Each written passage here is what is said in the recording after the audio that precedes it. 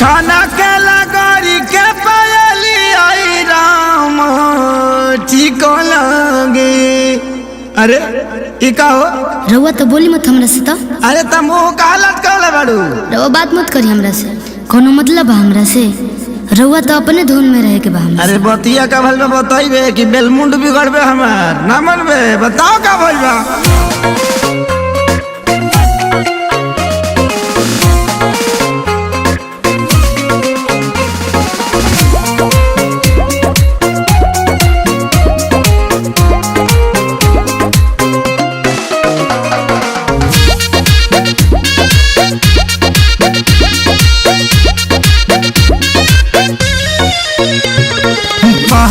भुलाइल बाकी झुमकाए रानी, बोलत ना बाड़ू का बा परेशानी। हटियो ना। अरे बोला का बात बा?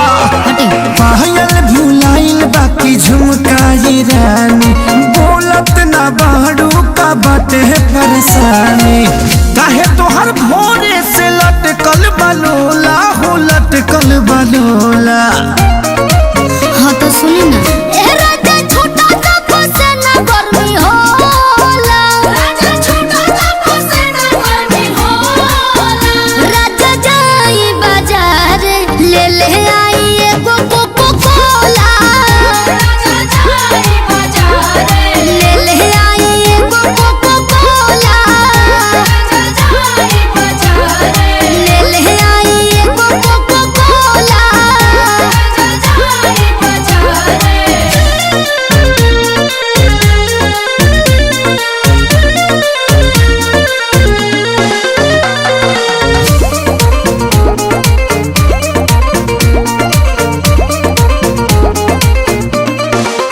जवन जवन कहबू लइबो सजनिया, लहई पीला ग्लूकोच वाला पनिया। पिया हमरा के तू भुलावेला, मीठा बोली के तोरा में दबावेला। लहई बेटा निखाल हो जमोला हो, खाल हो जमोला। हाँ तो सुनी ना।